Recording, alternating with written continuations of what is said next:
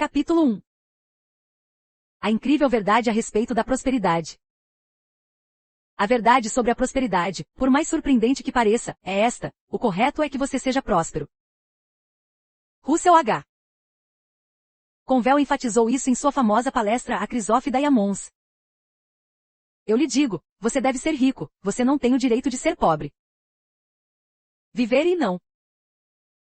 Ser rico é um infortúnio, e um duplo infortúnio, porque você tanto poderia ter sido rico quanto pobre.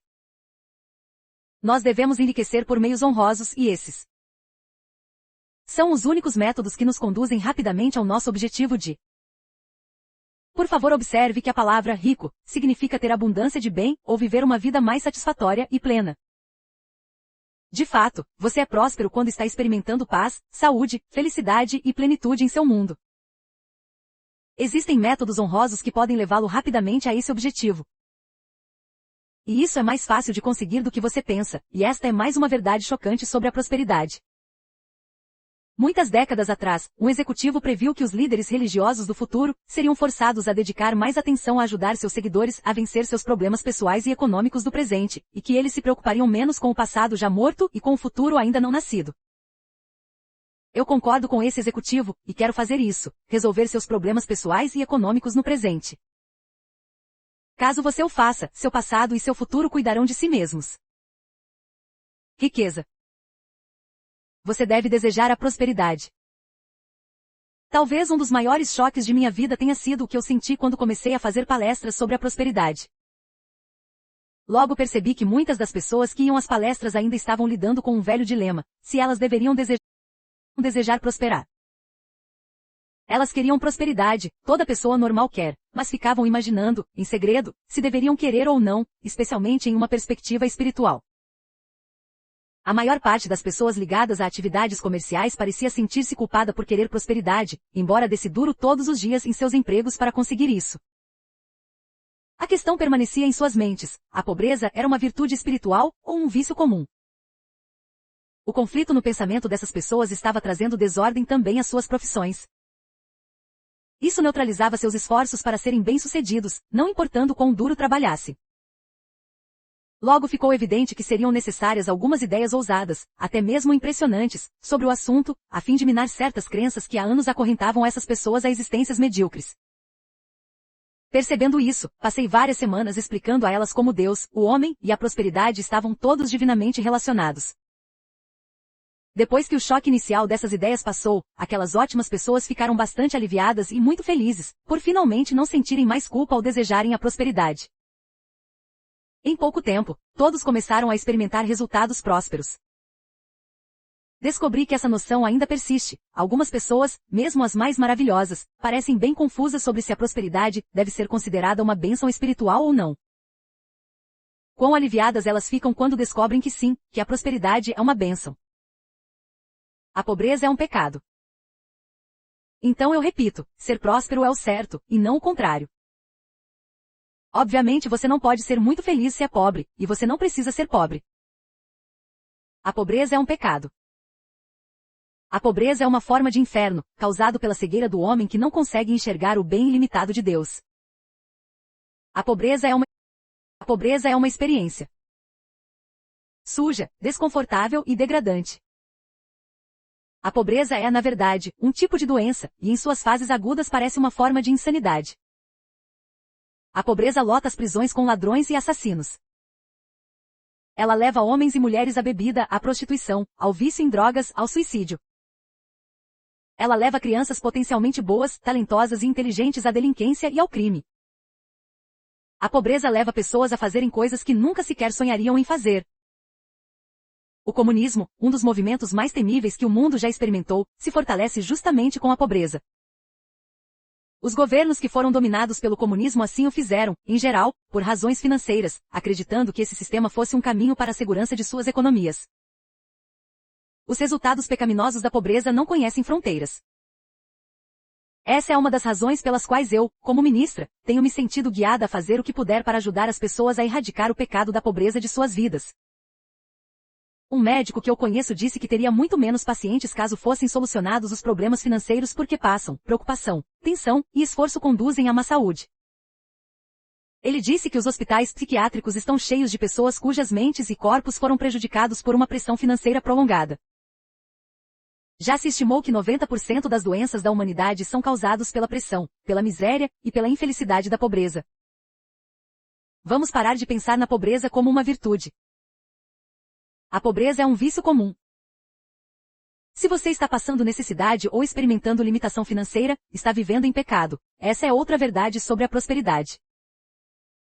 Mas você não precisa continuar vivendo em pecado financeiro. Existe uma saída. A prosperidade é a sua herança divina. A Bíblia está cheia de ricas promessas, relacionadas à sua prosperidade potencial como filho de Deus. Você deve ser próspero e bem suprido, deve ter abundância de bem, porque essa é a sua herança divina. O seu Criador quer assim. Essa é a verdade chocante a respeito da prosperidade. Além disso, você não pode fazer o bem nem a si mesmo nem a outra pessoa se não for próspero.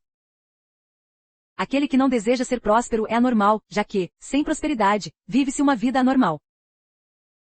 No plano físico, você não pode viver plenamente sem alimentação apropriada, sem roupas confortáveis, sem um abrigo quente e tendo uma carga excessiva de trabalho.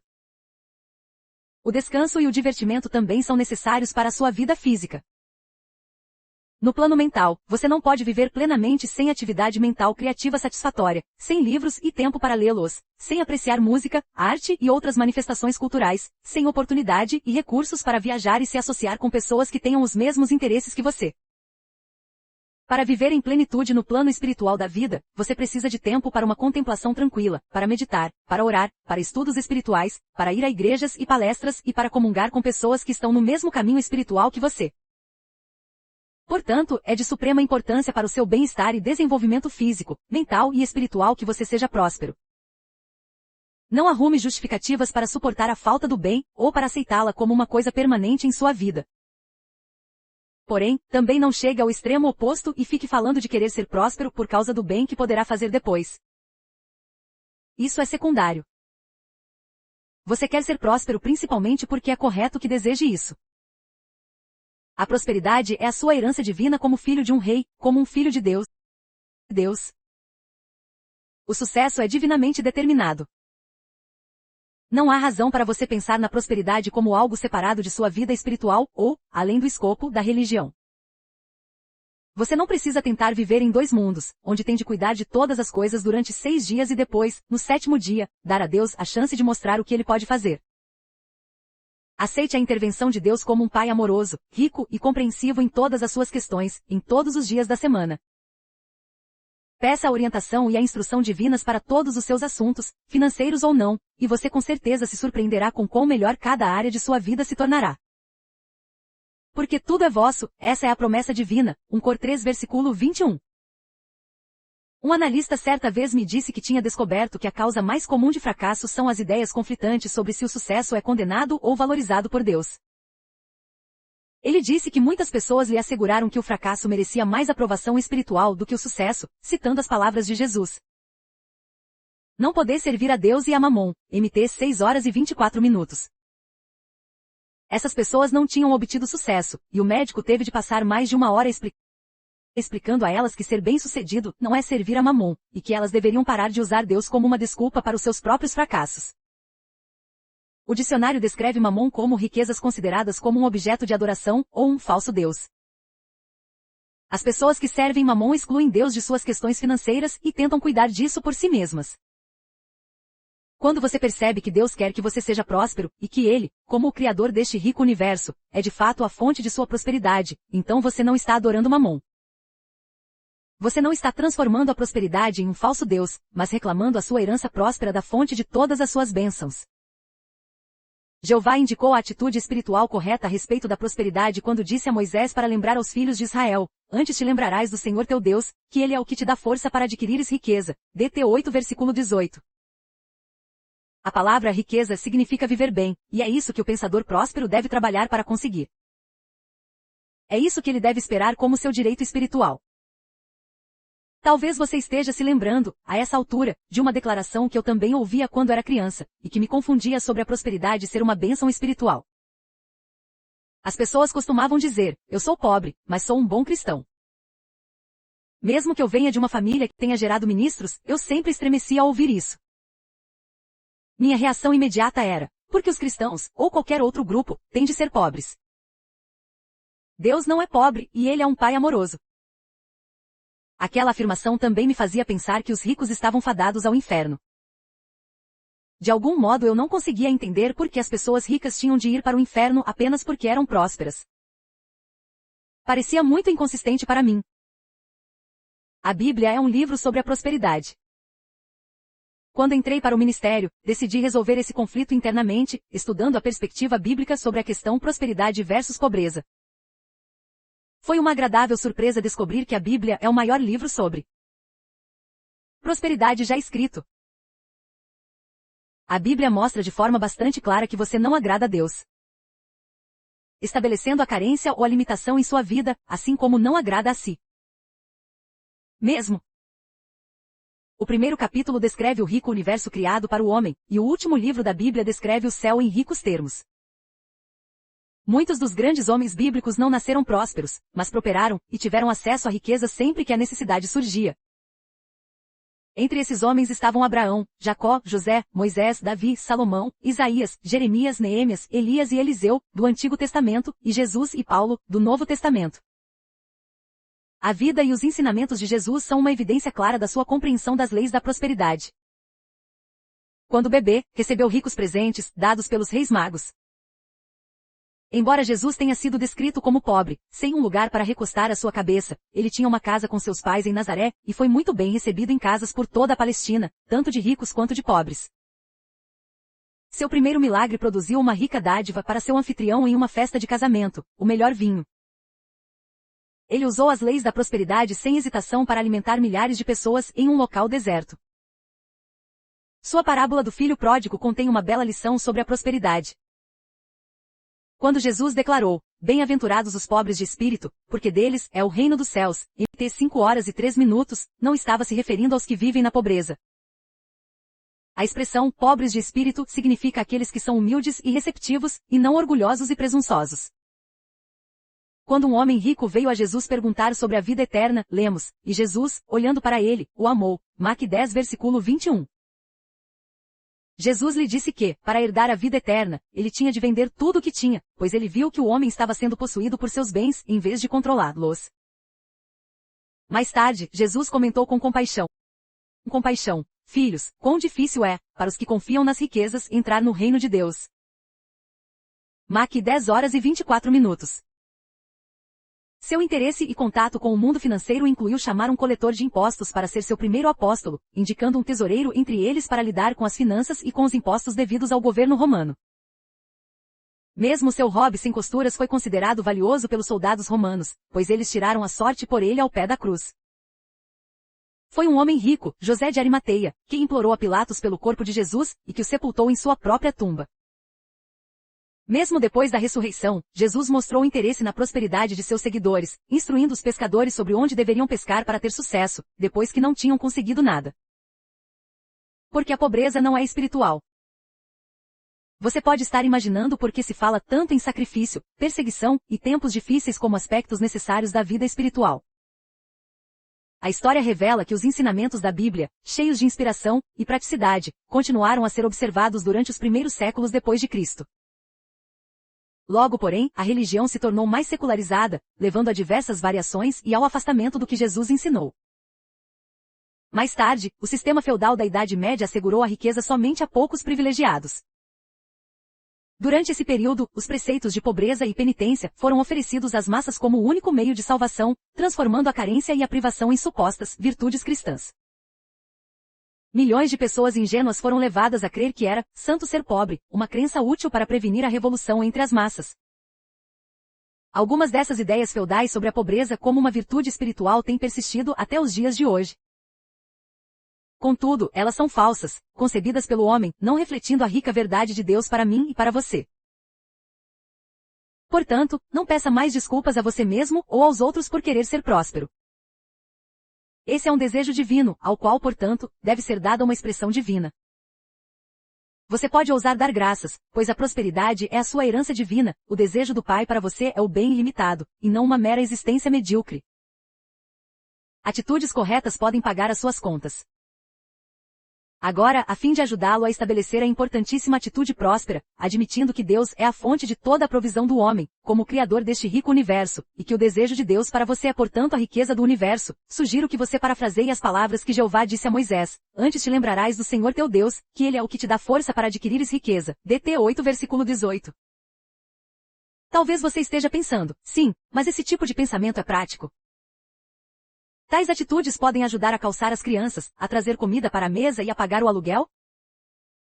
Sim, podem. Certa vez conversei com uma jovem que parecia ter tudo contra ela.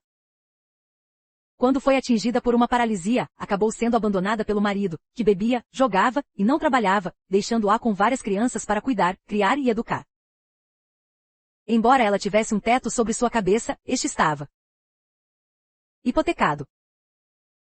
Embora o marido dela tivesse sido intimado pelo tribunal a pagar pensão, um pequeno valor mensal para o sustento das crianças, isso era insuficiente para suas necessidades. Entretanto, cada vez que eu visitava essa moça, que ficou acamada durante muitos meses e depois confinada a uma cadeira de rodas, ela sempre contava alegremente como novos canais de provisão tinham se aberto para ela. Em uma visita, ela disse que havia recebido comida enlatada suficiente para vários meses, e que tinha aparecido o dinheiro necessário para as roupas das crianças, vindo de alguns parentes distantes, de outro estado. Disse também que suas despesas médicas foram pagas por um amigo que estava no exterior, e que, de fato, cada uma das suas necessidades financeiras estava sendo provida. Ela havia ganhado tinta para a parte externa da casa, que um vizinho estava atarefado pintando. Quando eu perguntei qual era o segredo de prosperidade dela, e como ela tinha conseguido pagar todas as contas no prazo, ainda que estivesse numa cadeira de rodas, sem nenhuma fonte de renda estável ou generosa, ela disse que uma oração tinha sido a sua grande fonte de força e provisão. Sempre que aparecia uma necessidade financeira, ela meditava calmamente sobre a promessa do Salmo 46, aquietai-vos, e sabei que eu sou Deus, SL 46 versículo 10. Um dia, o pagamento da hipoteca estava atrasado. Era uma dívida de $40. A mulher não tinha sequer um centavo desse valor, então começou a pensar, em silêncio, nestas palavras: aquiete-se e saiba que eu sou Deus.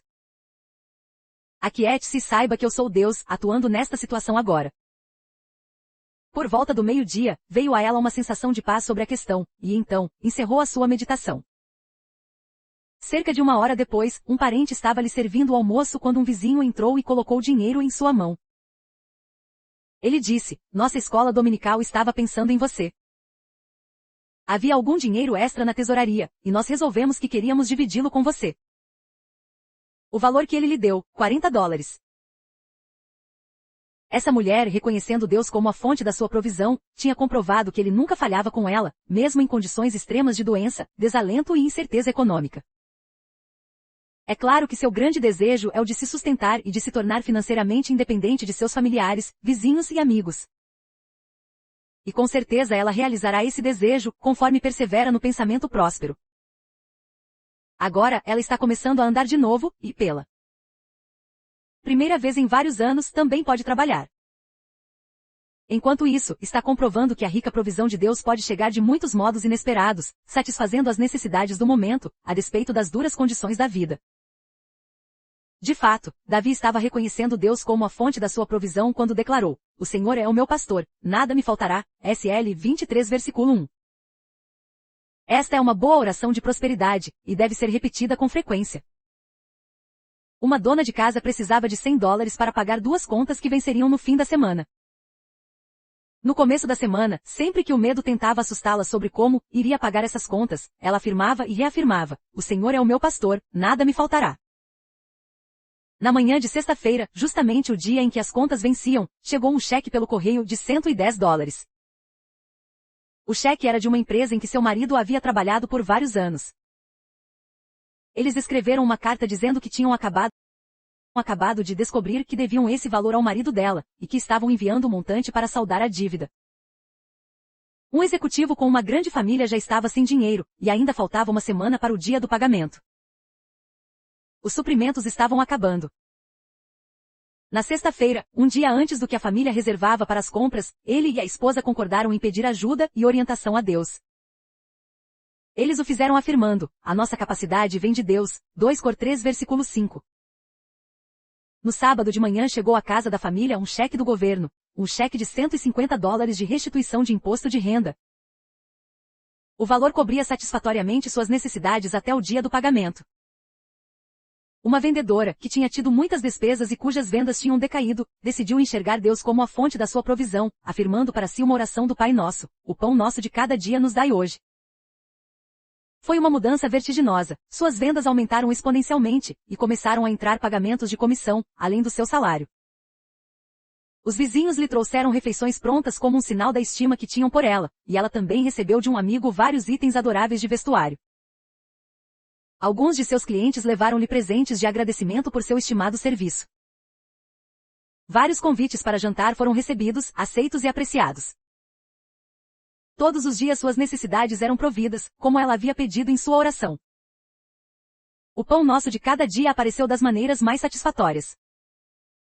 Como estabilizar as suas finanças? O mais maravilhoso a respeito de reconhecer Deus como a fonte de todas as riquezas e de considerá-lo em suas questões financeiras e em todas as áreas da sua vida é que quanto mais você faz isso, mais estabilizada cada uma dessas áreas se torna. No devido tempo, não haverá mais emergências financeiras que necessitem de um maná instantâneo vindo do céu. Em vez disso, sua situação financeira apenas irá melhorar cada vez mais, de modo que haja sempre substância à mão para prover suas necessidades. Davi indicou o que acontece quando você pensa em Deus como a fonte da sua provisão. Antes tem o seu prazer na lei do Senhor, e na sua lei medita de dia e de noite. Pois será como a árvore plantada junto a ribeiros de águas, a qual dá o seu fruto no seu tempo, as suas folhas não cairão, e tudo quanto fizer prosperará. SL 1 versículo 2 e 3. Mas é bom saber que, até que você desenvolva uma compreensão apropriada de como fazer florescer a substância do universo em um fluxo rico e contínuo de provisão, as necessidades financeiras emergenciais podem ser supridas buscando a fonte de todas as riquezas, o rico Pai Celestial. A conexão entre o pensamento e a provisão. Talvez você esteja pensando agora: se a minha prosperidade vem de Deus, se Ele é a fonte da minha provisão, então por que todos falam sobre pensamento próspero? O que o pensamento próspero tem a ver com a minha provisão? A rica provisão divina está por toda parte no universo, do mesmo modo que é inata em você, na forma de talentos, habilidades e ideias ansiando para serem expressas. Mas você precisa contatar essa rica provisão e substância a fim de usá-la. Sua mente é a sua conexão com ela. As suas atitudes, seus conceitos mentais, crenças e perspectivas são aquilo que conecta você à rica substância divina e que garante seu acesso a ela. Deus só pode fazer por você aquilo que Ele pode fazer por meio de você, dos seus pensamentos e das ideias que conduzem às suas reações. Portanto, o pensamento próspero abre o caminho para resultados prósperos. Comece a fazer contato com a rica substância universal e com a rica substância em seu interior declarando com frequência: eu aciono as bênçãos divinas no meu interior e à minha volta, e eu sou abençoado de todas as maneiras com felicidade, sucesso e realização verdadeiros. Apenas ao decretar essa ideia você já estará começando a agitar as riquezas do universo, atraindo-as para você e expressando-as através de você. O sucesso adora a atitude próspera. Outra das verdades impressionantes sobre a prosperidade é que os pensamentos da sua mente fizeram de você o que você é, e que eles o transformarão no que você se tornará a partir de hoje. Quanto mais você perceber isso, mais saberá que as pessoas, lugares, condições e eventos não podem afastá-lo da sua prosperidade, não se empregar intencionalmente o pensamento próspero como um aliado para o seu sucesso. Em vez disso, você descobrirá que as coisas, pessoas e eventos que antes trabalhavam contra você começarão a trabalhar para você ou desaparecerão de sua vida, e novas pessoas e eventos aparecerão para ajudá-lo a ter sucesso. Esse é o poder do pensamento próspero. Enquanto isso, lembre sempre a si mesmo que Deus é a fonte de toda a sua provisão e então, faça contato espiritual com Ele, com a sua rica substância e com ideias ricas que estão à sua espera. Eu sou um rico filho de um Pai amoroso. Agora eu aceito e reclamo o rico bem divino que existe para mim em cada área da minha vida. Agora o meu sucesso surge, concedido a mim por Deus na forma de ricas ideias e resultados. Lembre-se destas verdades sobre a prosperidade. É correto ser próspero, e não o contrário. Deus criou um universo rico para você, e Ele quer que você o aproveite. A prosperidade pode chegar rapidamente por meio do uso deliberado do pensamento próspero, que conduz à expressão de ricas ideias, ações e resultados. Portanto, ouse pedir sempre orientação a um pai amigável, rico e amoroso. E junto com Moisés, lembre-se de que Jeová é seu Deus, pois ele é quem lhe dá o poder de obter riquezas. Agora, lance-se feliz e esperançoso às leis dinâmicas da prosperidade, leis espirituais e mentais que podem e irão transformar a sua vida. Salomão percebeu a necessidade de explorá-las quando explicou: pobreza e afronta virão ao que rejeita a instrução. PV 13 horas e 18 minutos. Você pode, a partir desta página, se libertar da limitação, da necessidade e do fracasso. Quando aceitar e usar as ideias simples, mas poderosas, dadas neste capítulo e nas páginas seguintes, você encontrará uma experiência agradável, que produz resultados satisfatórios. Este é o poder do pensamento próspero, e essa é a bela e chocante verdade sobre isso.